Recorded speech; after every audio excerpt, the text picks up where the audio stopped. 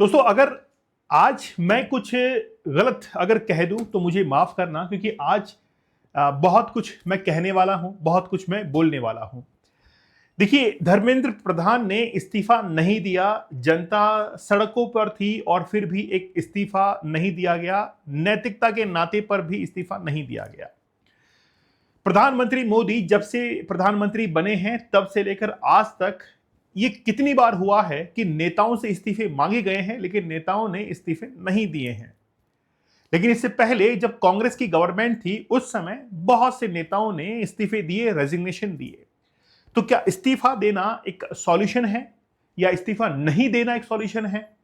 क्या वाकई में इस्तीफा देने से जवाबदेही, अकाउंटेबिलिटी तय होती है, या इस्तीफा नहीं देने से समस्याओं का समाधान होता है? दोनों ही पहलुओं पर आज हम लोग बात करने वाले हैं। सबसे पहले तो यह है कि यूपीए गवर्नमेंट के अंदर यूपीए 1, यूपीए 2 दोनों गवर्नमेंट के अंदर स्कैम हुए, उनकी भी बात हम लोग करेंगे और उनके चलते नेताओं ने इस्तीफे दिए। लेकिन ऐसा नहीं है कि 2014 के बाद में कोई भी स्कैम नहीं हुआ, स्कैम भी हुए, कई गाड़ियां पटरियों से भी उतरी। और उसके बाद में जैसे रोहित वेमुला की जो है उस समय एक घटना हुई थी, बहुत सारी घटनाएं जो है देश के अंदर घटित हुई हैं। और रिसेंटली वापस से जो शिक्षा जगत के जो छात्र हैं वो सड़कों पर हैं धर्मेंद्र प्रधान का इस्तीफा लेने के लिए। क्या सही है, क्या गलत है, उसके ऊपर हम लोग बात करेंगे। बात ये भी करेंगे कि सोनम वांगचुक को आखिरकार ऐसी जल्दबाजी क्या थी कि उन्होंने अपना अनशन तोड़ दिया। हॉस्पिटल के अंदर ऐसी क्या बातचीत हुई, और उनकी शर्तों को जानकर आप आश्चर्य होंगे कि वाकई में इन्हीं शर्तों के लिए वो अनशन के ऊपर थे। और जब सोनम वांगचुक ने अपना अनशन तोड़ दिया है तो फिर अभिजीत दीप के, जो कि आज भी उस अनशन को कंटिन्यू कर रहे हैं, तो फिर वो आखिरकार ये क्या कॉन्ट्रडिक्शन है? एक तरफ अनशन खत्म हो रहा है, दूसरी तरफ प्रोटेस्ट खत्म होने का नाम नहीं ले रहा है। तमाम बातों के बारे में आज हम लोग चर्चा करने वाले हैं। सबसे पहले हम लोग बात करेंगे कि आखिरकार चल क्या रहा है। धर्मेंद्र प्रधान जो है मस्ट रिजाइन, ये प्रोटेस्ट जो है चल रहा है और काफी लंबा समय, काफी लंबा अरसा इसको बीत चुका है। नीट के जो एस्पायरेंट्स हैं उनमें से बहुत से बच्चों ने अपनी जिंदगी को दांव पर लगाया और जिंदगी को कई बच्चों ने खो भी दिया। पेपर वापस से हुआ, उसका एक प्रेशर जो है बहुत से बच्चे झेल नहीं पाए और दुनिया को उन्होंने अलविदा कह दिया। शिक्षा जिस तरीके से खोखली होती जा रही है, आज युवा जगत के अंदर एक राष्ट्रवाद जो पनपना चाहिए था, उस राष्ट्रवाद की जड़ें जो है वो कहीं ना कहीं खोखली होती हुई दिखाई दे रही हैं। क्योंकि एक राष्ट्रवाद बच्चे में उस समय पैदा होता है जब राष्ट्र उसके साथ में वफादारी करता है कि हां, तूने मेहनत की थी, तेरे को तेरा हिस्सा मिल चुका है, अब तू राष्ट्र को सर्व कर सकता है। बहुत सी बातें हैं बात करने के लिए, लेकिन बात यह है कि धर्मेंद्र प्रधान ने अब तक इस्तीफा नहीं दिया है। The government would set up fast track court, fast track courts बना दी गई हैं। यह आश्वासन दिया गया है कि जल्द ही हम लोग एक निर्णय के ऊपर पहुंचेंगे, एक न्याय के ऊपर पहुंचेंगे और उस न्याय के ऊपर पहुंचकर अकाउंटेबिलिटी जो है तय की जाएगी और फास्ट ट्रैक कोर्ट गठित करने के लिए बातें कह दी गई हैं। इस्तीफे की क्या राजनीति है? क्या वाकई में नैतिकता के नाते इस्तीफा देना ठीक होता है, या फिर इस्तीफा नहीं देने से भी स्थितियां संभल जाती हैं? लेकिन इस्तीफे की राजनीति बहुत जबरदस्त है। इस्तीफा देने से कोई भी सरकार अल्पमत में आ सकती है। उसका जो बेहतरीन मंत्री है वो अगर अपने पद को छोड़ता है तो राजनीतिक उठापटक के चलते एक सरकार को अपने कुर्सी को छोड़कर अलविदा कहना पड़ता है। इतनी स्थिति भी वहां पर बन सकती है। इसके ऊपर सियासी पेच तो है ही, लेकिन साथ ही के अंदर बात यह भी है कि आखिरकार जिम्मेदार कौन है। सबसे पहले हम लोग बात करेंगे, देखिए, शिबू सोरेन के बारे में। मुख्यमंत्री रह चुके हैं, झारखंड के पहले मुख्यमंत्री रह चुके हैं। उसके बाद में ये कोल मिनिस्टर रहे और फिर इन्होंने रिजाइन दे दिया। रिजाइन क्यों दिया उसका कारण मैं आपको बताता हूं। झारखंड के अंदर एक जिला है दुमका जिला, और दुमका के अंदर चिरी डीह एक स्थान है जहां पर आदिवासी और महाजनों के बीच में भिड़ंत होती है। दोनों के बीच में जब विवाद होता है तो शिबू सोरेन वहां पर आते हैं। उन्होंने कहा कि आदिवासी जिस जमीन के लिए लड़ रहे हैं उस जमीन को मैं दिलाऊंगा इनको, और इस बात में वो सफल भी होते हैं और एक बहुत बड़ा वोट बैंक अपना तैयार कर लेते हैं। लेकिन उस 1975 के उस उस दंगे के अंदर लगभग 11 लोग मारे जाते हैं, आदिवासी भी, महाजन भी उसके अंदर मारे जाते हैं। वो जो इल्जाम है वो लगता है किसके ऊपर, शिबू सोरेन के ऊपर, और उसके बाद में इनको अरेस्ट भी कर लिया जाता है, जिसके नाते इन्होंने अपने पद से इस्तीफा दे दिया। ये पहली घटना दर्ज हुई जिस समय यूपीए सरकार के अंदर, यूपीए 1 में एक किसी मंत्री ने, कोल मिनिस्टर ने अपने पद से इस्तीफा दे दिया इस घटना के चलते हुए। ये पहली घटना थी, लेकिन 2025 में इनकी मौत भी हो चुकी है। उसके बाद में आप देख सकते हैं कि दोनों पक्षों के बीच में लड़ाई हुई है, उस समय की फोटोग्राफ्स वगैरह हैं। उसके बाद में फिर बारी आती है 2G स्पेक्ट्रम की। ए राजा जो कि टेलीकॉम मिनिस्टर रह चुके हैं, उन्होंने एक बहुत बड़ा घोटाला किया और उसके बाद में उनको भी पद से हटना पड़ा। तो जब भी कोई घोटाला होता है तो उसके बाद में पद से हटने की एक राजनीति जो है वो चलती हुई आ रही थी, जिससे सरकार बार बार परेशान हो रही थी कि आखिरकार कब तक हम अपने मंत्रियों को इस्तीफा दिलाते रहेंगे और हम अपनी सरकार के ऊपर उसका एक नेगेटिव इंपैक्ट जो है वो झेलते रहेंगे, क्योंकि सरकार कभी भी अल्पमत में आ सकती है। क्योंकि एक मंत्री के पद छोड़ने पर अगर जो भी कोई दूसरा व्यक्ति वहां पर विराजमान होता है, ये निश्चितता नहीं है कि वो भी सरकार की उस तरीके से ही बात मानेगा जो कि पहले वाला मंत्री माना करता था। उसके अंदर वो काबिलियत, वो कैपेबिलिटीज, वो एफिशिएंसी है कि नहीं है जो कि पहले वाले मंत्री में थी। इस कारण से सरकार जो है वो कई बार गिर जाया करती है। तो ए राजा जो कि टेलीकॉम मिनिस्टर थे, उन्होंने पद से इस्तीफा दिया। कोलगेट, ये आपने सुना होगा, कोयला जो मिनिस्टर थे अश्विनी कुमार, उन्होंने अपने पद से इस्तीफा दिया क्योंकि एक बहुत बड़ा कोल स्कैम हुआ और इसके चलते उन्होंने भी अपने पद से इस्तीफा दे दिया था।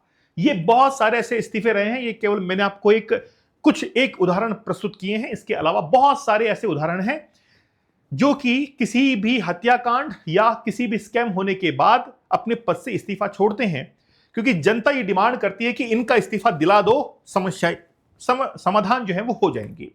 तो ये तो रही थी यूपीए गवर्नमेंट के अंदर एक रीत जो है वो चली हुई आ रही थी। बात करते हैं मोदी जी की, कि मोदी जी क्या वाकई में अपने मंत्रियों से इस्तीफा दिला सकते हैं, ले सकते हैं।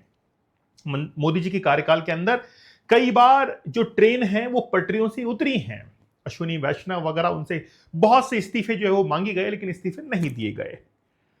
मोदी जी के कार्यकाल के अंदर बहुत कम मंत्री ऐसे हुए हैं जिन्होंने इस्तीफा दिया है। कोई एक आधा कोई मंत्री रहा होगा जिसको हम लोग अंगुलियों पर, फिंगर टिप्स पर हम उसको काउंट कर सकते हैं, लेकिन लिस्ट बहुत लंबी चौड़ी है जिन्होंने अपने पद से इस्तीफा नहीं दिया। उसके अंदर सबसे पहली है श्रीमती सुषमा स्वराज। 2015 के अंदर उनका इस्तीफा मांगा गया ललित मोदी विवाद के अंदर। आई नो आप लोग शायद जानते भी होंगे इस विवाद को।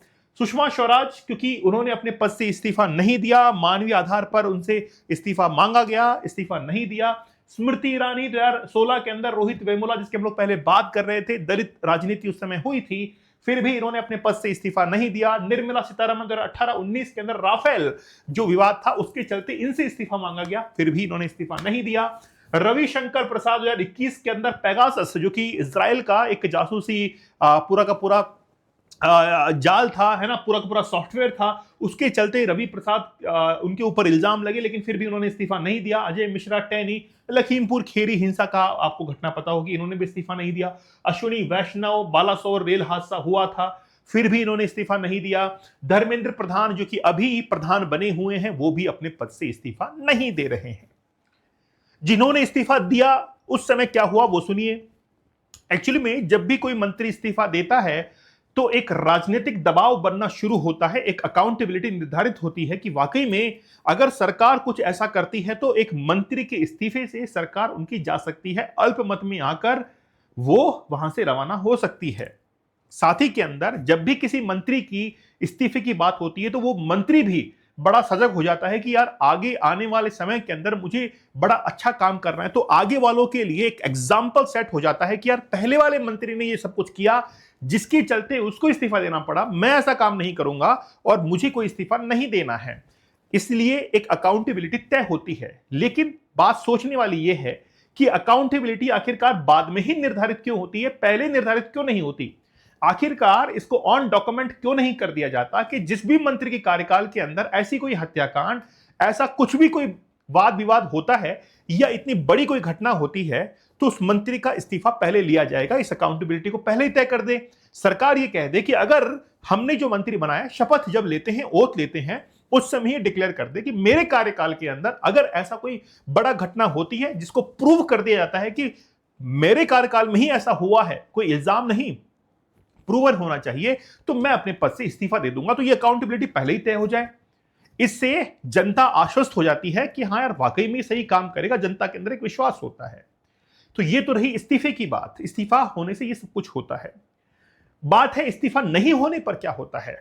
इस्तीफा अगर नहीं भी मिले, मान लीजिए कि इस्तीफा दे दिया है, तो क्या उससे वो टेक्निकल जो प्रॉब्लम्स थी उसका समाधान हो चुका है?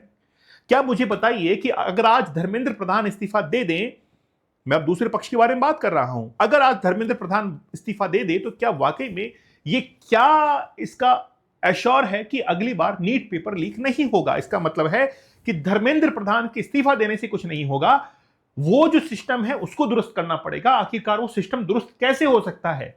वो एजुकेशनल सिस्टम जो कि बहुत खराब होता चला जा रहा है, खोखला होता चला जा रहा है, उससे हम ये उम्मीद कैसे लगा ले कि युवा जो कि आज जिस स्कैम से निकल रहा है, वो स्कैम के चलते आगे जाकर क्या वो देश को सर्व कर पाएगा? क्या उससे हम लोग ये वादा ले सकते हैं कि वो मर मिट जाएगा अपने देश के ऊपर? बताइए। आज जो व्यक्ति, जो बच्चा, जो युवा आज जंतर मंतर पर धरना प्रदर्शन कर रहा है, जिस तरीके से वो जान में जोखिम डालकर वहां पर है, तो क्या हम उससे ये उम्मीद कर सकते हैं कि कल को भारत और पाकिस्तान की अगर लड़ाई होती है तो वो सरहद पर जाएगा और अपना जान वहां पर गवाएगा? बताइए। कभी भी नहीं होगा ऐसा। क्यों? क्योंकि उसका उस सिस्टम से विश्वास उठ चुका है, क्योंकि उसको पता है कि हम केवल मरने के लिए आगे खड़े होंगे, लेकिन हमारे पीछे जो है वो कोई भी सपोर्ट नहीं होगा। उसको ये पता लग जाएगा। खोखली राष्ट्रभक्ति इसको कहा जाता है। आज एक बच्चा, मान लीजिए कि जो आज प्रोटेस्ट कर रहे हैं उनके भी कभी बच्चे होंगे, तो वो अपनी बच्चों को क्या शिक्षाएं देंगे? क्या वाकई में यही शिक्षा दी जाएगी कि सिस्टम पर जिस पर आप बिलीव कर रहे हैं, सिस्टम पर बिलीव करने की कोई जरूरत नहीं है, तुम अपना पढ़ो, अपना खुद का रोजगार करो और मस्त रहो। अगर सरकार से तुम कुछ उम्मीद करते हो तो सरकार से कोई उम्मीद करने की आवश्यकता नहीं है। वो तो अपने बच्चों को फिर यही सिखाएंगे। इसका मतलब यह हुआ कि जो देशभक्ति, जो एक राष्ट्रभक्ति उस बच्चे के अंदर डालनी चाहिए थी, वो अब राष्ट्रभक्ति उसके अंदर नहीं डाली जाएगी और धीरे धीरे धीरे धीरे वो अपने राष्ट्र से अलग होता चला जाएगा। ये इसका दूसरा पहलू है। मैंने दोनों पहलू आपके सामने रख दिए हैं। अब बात यह है कि धर्मेंद्र प्रधान का क्या वाकई में अभी इस्तीफा होना चाहिए कि नहीं होना चाहिए? धर्मेंद्र प्रधान के इस्तीफे देने के साथ साथ में यह चीज भी इंश्योर कर ली जाए कि आगे से अगर कोई ऐसी घटना होती है तो ऑन डॉक्यूमेंट आप ये लिख दें कि अगर कोई घटना होती है तो ये काम जो है उसके साथ में किए जाएंगे। और आपका आगे क्या प्लान है वो बताइए कि आगे जाकर पेपर लीक नहीं होगा। ये सारे जो है कच्चे चिट्ठे सरकार से ऑन डॉक्यूमेंट ले लिए जाए, वादों के रूप में नहीं, क्योंकि वादे और जुमले जो हैं वो यहां पर बताए जा चुके हैं। सोनम वांगचुक ने अपना अनशन तोड़ दिया है। क्यों?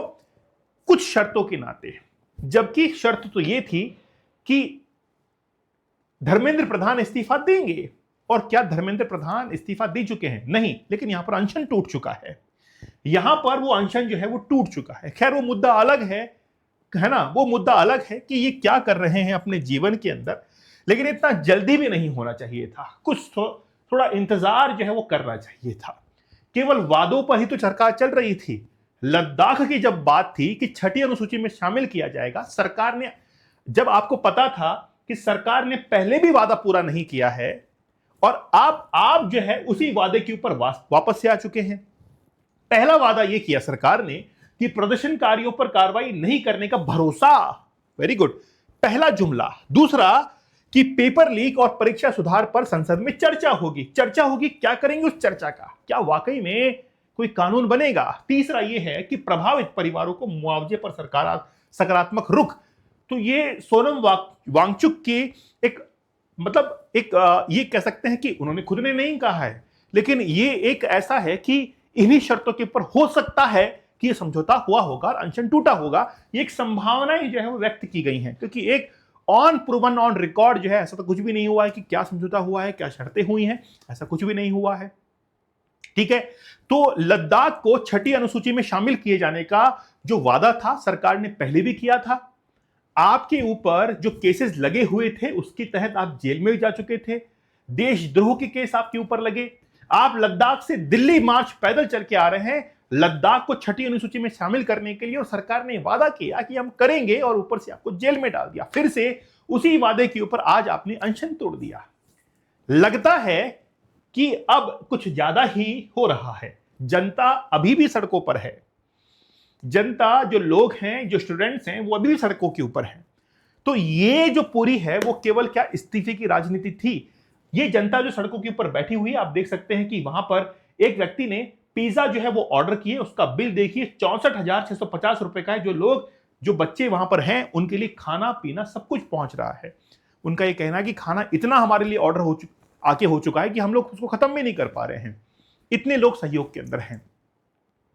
लेकिन दूसरी तरफ जेपी नड्डा जैसे जो नेता हैं, वो हॉस्पिटल में सोनम वांगचुक से मिलने के लिए पहुंच रहे हैं और अनशन टूट चुका है। ओके, क्या कुछ कह सकते हैं, सरकार की क्या मंशाएं हैं, कुछ कहा नहीं जा सकता। लेकिन बस मैं तो यही कहूंगा कि जिस राष्ट्रभक्ति के अभाव में हम ब्रिटिश के गुलाम हुए, कई जयचंद हमारे देश के अंदर पैदा हुए, अब नहीं होने देंगे।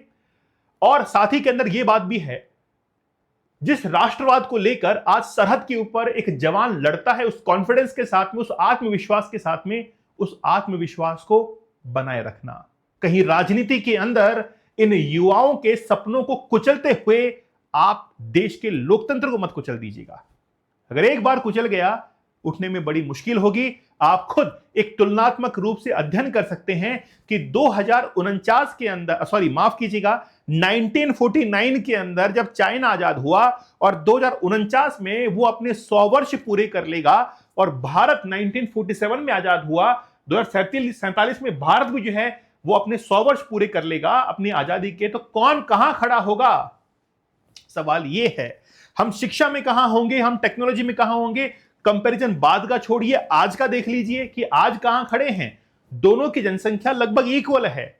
हम कहां हैं, वो कहां हैं, बताने की आवश्यकता नहीं पड़नी चाहिए।